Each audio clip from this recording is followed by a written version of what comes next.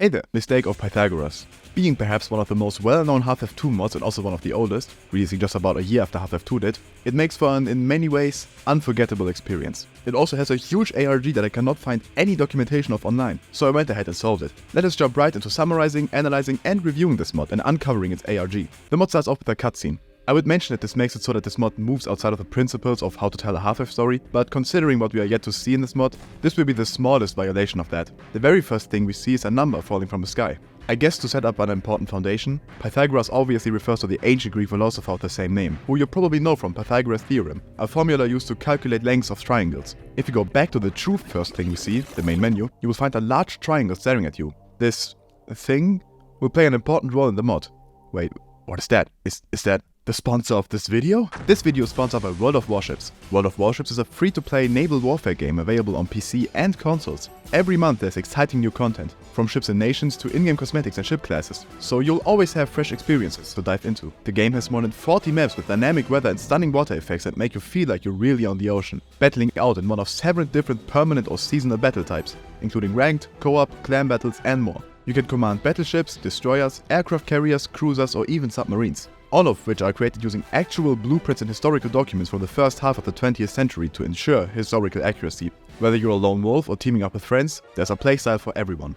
And again, this game is also available on consoles. And yes, there is crossplay, so that you can play with your friends no matter what platform they are on. So, if you're ready to take to the seas, click that first link in the description and download World of Warships today. And don't forget to use the promo code BRAVO when registering to get 500 doubloons, 1.5 million credits, 7 days of premium account and a free ship after you complete 15 battles. So what are you waiting for? Download World of Warships now using my link and use code BRAVO. After the beginning cutscene that reveals our place of residence alongside another citizen, we see a transmission of Dr. Kleiner, who mentions, "We can't continue until you're in the teleport chamber, Gordon." Turns out that her name is Gordon. This mod is simply meant to be set in a full alternate reality with close or no connection to Half-Life and its lore. However, I simply choose to believe that the protagonist is Gordon McGinley, the same person we play as in Sweet Half-Life. Outside of the numbers falling from the sky, this looks like a regular Half-Life 2-like level. There's tons of people about, metro cops guarding the area, and combat technology installed everywhere. You also find this poster of an enemy being hidden in an alley. Anime illustrations are a common reoccurrence in Koumei Satou's mods, which I'm pretty sure is the case because they simply enjoy the style. We get stopped at a later point, at which the main oddities start to happen. A generator moves oddly towards the sky, to which a portal opens, out of which numbers drop. What follows are transparent man-hacks, because opaque man-hacks weren't annoying enough.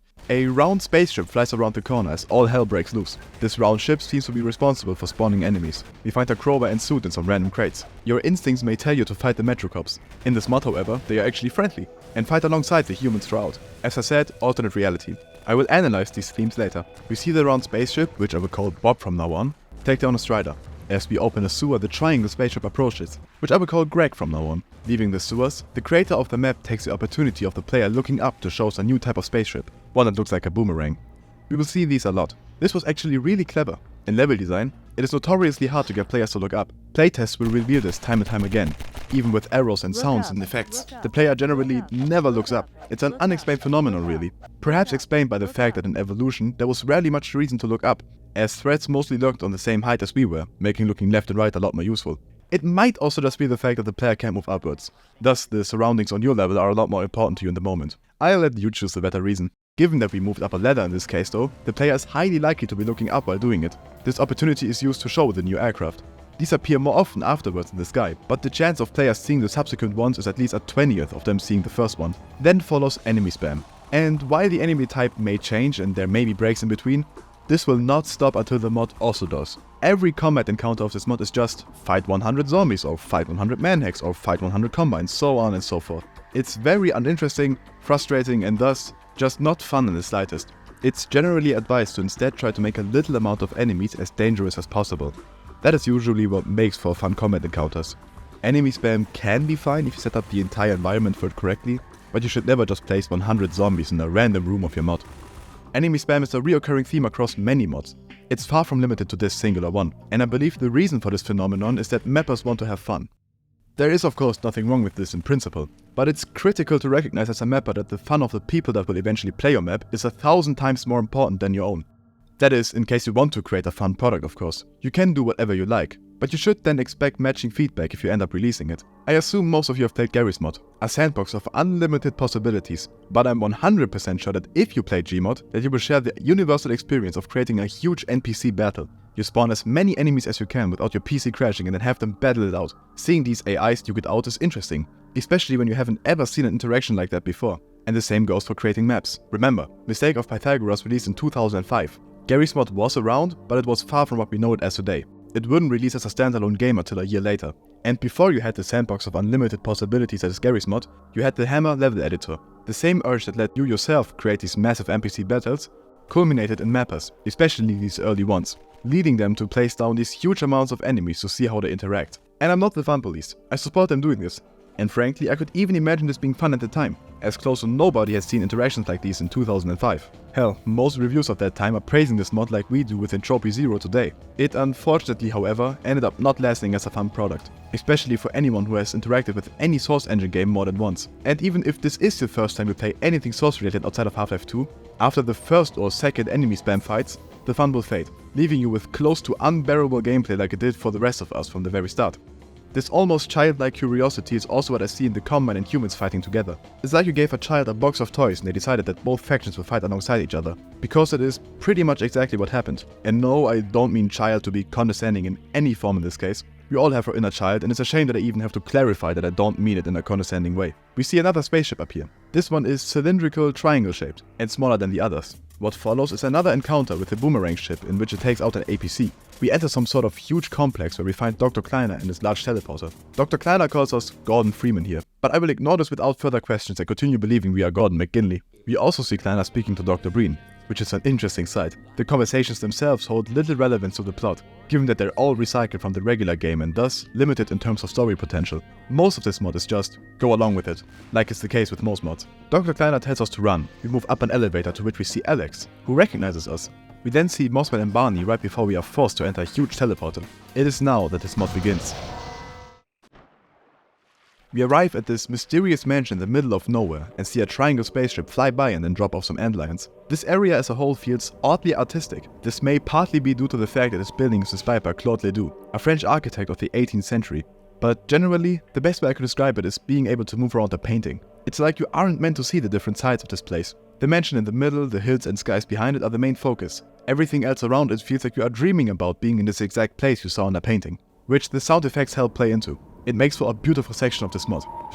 The gameplay isn't as great as it looks though. It's antline spam and pressing random buttons and doing random things so that other things do random things, and oh god, please tell me this button means I can continue. Nope, another button. Eventually a portal opens and Barney arrives alongside a ton of elite Combine. Portal storm happens, though this time it's numbers and spaceships. Specifically, Greg returns. Greg fires the Greg beam that transports us to a different but in certain aspects similar location to the last one. This one is a replica of one of Ledoux's creations. We rush into the building, killing a bunch of transparent Combine. The transparency is generally used to indicate hostile creatures, which was a necessary decision given that Combine are usually our allies in this mod. In the top floor we end up finding flying hopper mines. Functionally, these are almost the same as hopper mines, except for the fact that they blow up shortly after being picked up. Then follows enemy spam in the form of manhacks. Yay! For the following cutscene to play, Barney needs to get here. His pathing, however, made me believe that he's passing on the trauma of having to drag around Rosenberg and Blue Shift because of how god awful it is. Dude got stuck on these stairs and didn't follow me for ages, until he suddenly did. It's lunacy. Alex appears on a monitor, mentioning that Kleiner almost repaired his teleporter, whatever that may mean. A spaceship arrives and partly destroys the building. Barney says his goodbyes and we start being lifted up. But right before we enter the portal, we get moved to the side by an unknown force as we enter the chapter Twisted Space. This chapter includes fun gameplay, such as enemy spam made up of invisible Combine soldiers. Thankfully, after that we get enemy spam, made up of invisible Combine soldiers. After that there's an exciting twist in which we get some enemy spam made up of invisible Combines. Oh, and after that the eternal horrors fade as the Strider arrives.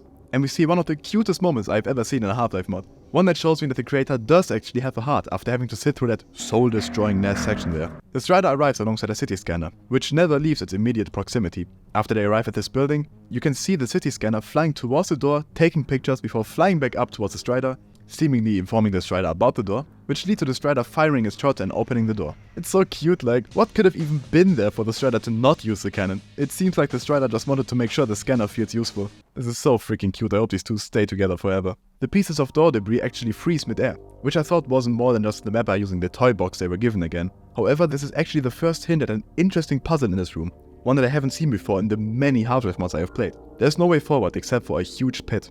Jumping down will kill you.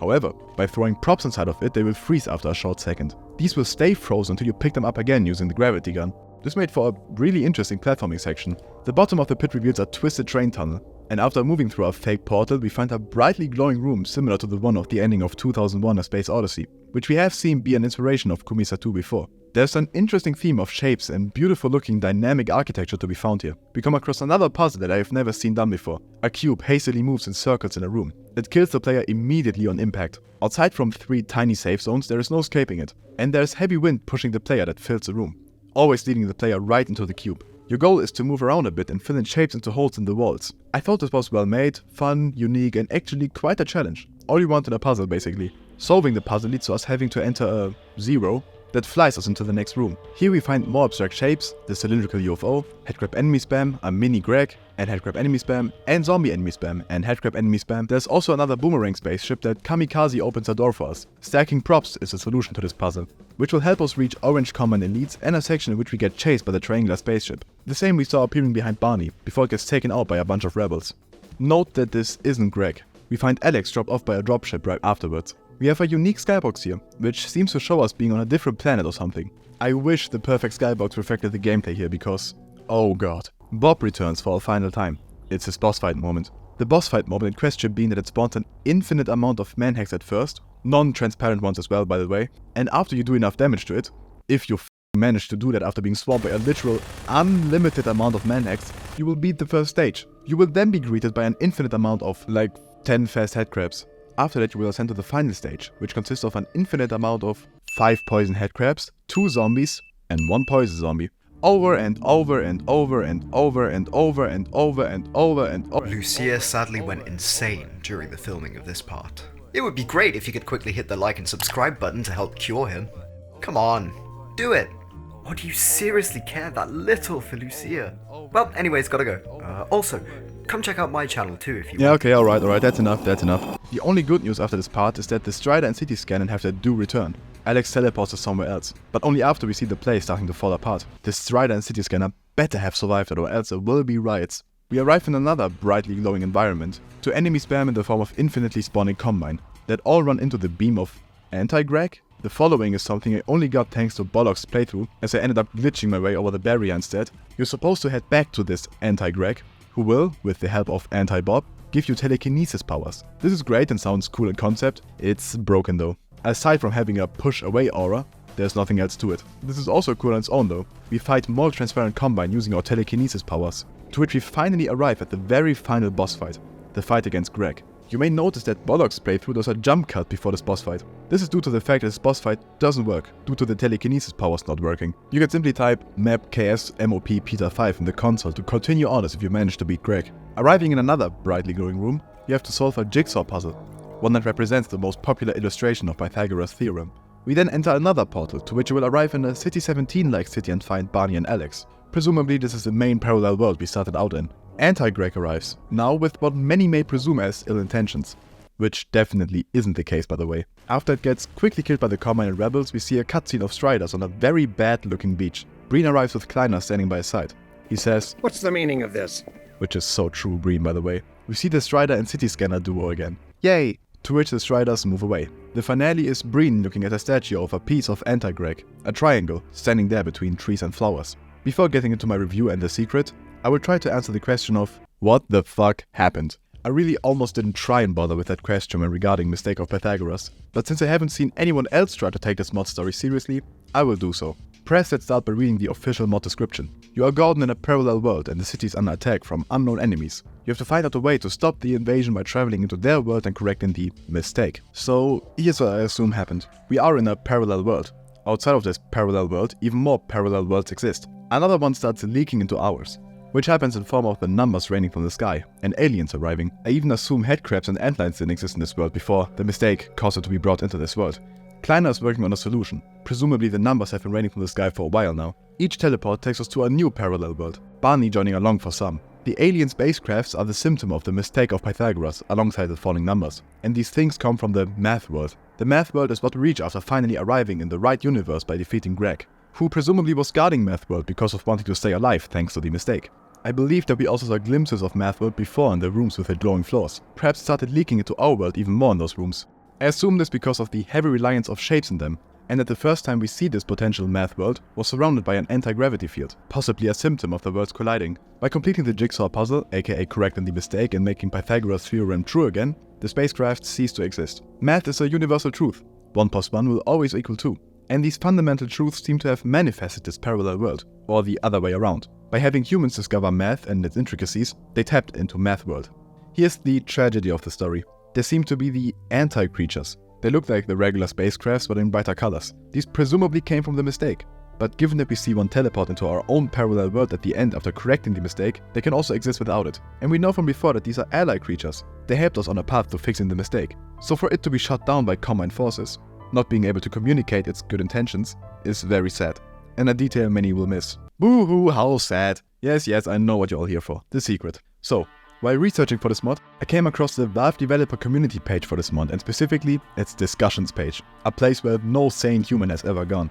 Even as a mapper, if you end up in the discussions page of the Valve developer community website, you know you are in deep shit. It's like going on the second page of Google. I found a ton of talk about a secret, about 8 colors and blue cat and yellow dog, and seemingly everyone gatekeeping the secret. This 18-year-old discussion is the only place I found online that talked about the secret, and none of them cared to share any details. So I went out and looked for it. I found the blue cat hint by jumping this ledge in the second map and pressing this computer. This leads you into this room, which, there's my thumbnail, and by pressing the levers you reveal rows of numbers. The yellow dog hint is found in the headcrab spammy map later in the game. By bringing this cross over from the last map and putting it in this cross-shaped hole in the wall, you find a very similar room that instead reveals a bunch of colors. By putting these two together, we find a bunch of corresponding numbers and colors. The final map features colored lights and lines of numbers flying in front of them. You have to use a supercharged gravity gun and pick up the numbers at the corresponding colors. This is very tedious. After doing this, a TV screen appears from the ceiling. This will show a link, which I will gatekeep just the way the Valve developer community did,